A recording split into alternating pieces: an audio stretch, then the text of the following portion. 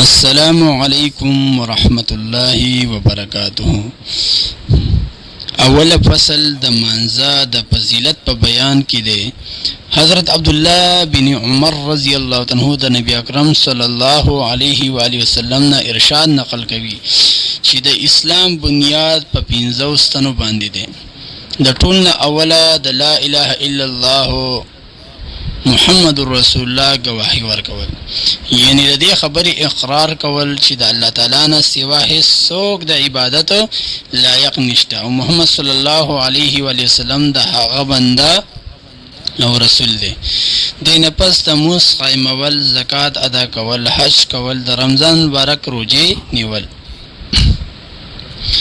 د دې حدیث پیدا د 15 سیزونو د اسلام لوی اصول او ضروری ارکان دي.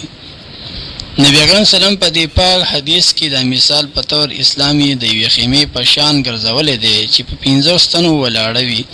پس د شهادت کلمه د خیمې منځنۍ لرګي په شان ده او باقی څلور ارکان په شان د هغې څلورو ستنو دي چې په څلورو ګوټونو باندې وي. کچري منځنۍ لرګي نه وي نو خیمه ودرېدلی نشي، او کچري د لرګي موجود وي او د څلورو طرفونو ګوټونو باندې هیڅ یو لرګي نه وي نو خیمه خو به ولاړه پاتې شي، خو د کوم ګوټ لرګي چې نه وي هغه طرف به بیکاره او پریوتی وي.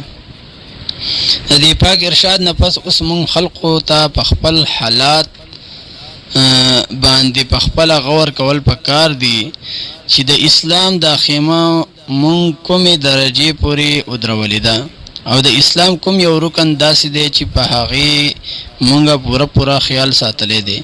د اسلام د 15 رکنونه ډیر ضروري دي تر دې چې د اسلام بنیاد هم دا مقرر کړی دی او یو مسلمان د پاره په حیثیت د مسلمان د دې ټولو اهتمام ډیر ضروري دی. خو د ایمان نه پس د ټول نه ضروري څیز لمونځ دی. حضرت عبدالله بن مسعود رضی الله عنه فرمایي چې ما د نبی اکرم سلام نه پوښتنه وکړه چې د الله جل شانه په نزد د ټول نه زیات خوښ عمل څه دی؟ ارشاد یې وفرمایو چې لمونځ. ما عرض وکړو د دې نه پس څه دی؟ ارشاد یې وفرمایو چې د مور او پلار سره ښه سلوک. ما عرض وکړو د دې نه پس کوم یو دی؟ ارشاد یې وفرمایو جهادو. مولا علی قاری رحمت الله علیه فرمایي چې د دې حدیث کې د عالمانو د دې خبرې دلیل دی چې د ایمان نه پس د ټول نه وړاندې لمونځ دی.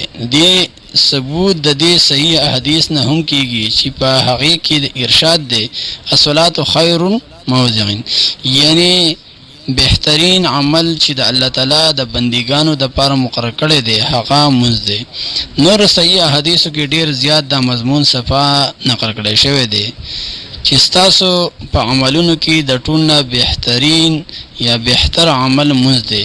لکه جامع الصغیر نومي کتاب کې د ثوبان ابن عمرو سلمہ ابو امامہ عبادہ رضی اللہ عنہما د 15 اصحابو دا حدیث نقل کړی شوی دی.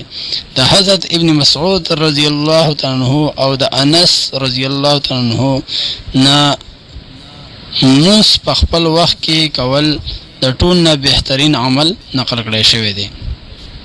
جامع صغیر حضرت ابن عمر رضی الله عنه او ام فروه رضی الله عنها نه اول وخت کې لمونځ کول نقل کړی شوی دی. مقصد د ټولو نږدې په نږدې هم یو دی. الله دې مونږ له او تاسو له په دې خبرو باندې د عمل کولو توفیق راکړي. ان شاء الله تعالی مونږ به روزانه چې دی هغه تاسو ته فضایل اعمال احادیث مبارکه وایو. فضایل اعمال کې چې دی نو د مانځه او د حج او د روزې او د زکات او دا ټول واقعات ان شاء الله د صحابه کرامو دا مونږ تاسو ته بیانو.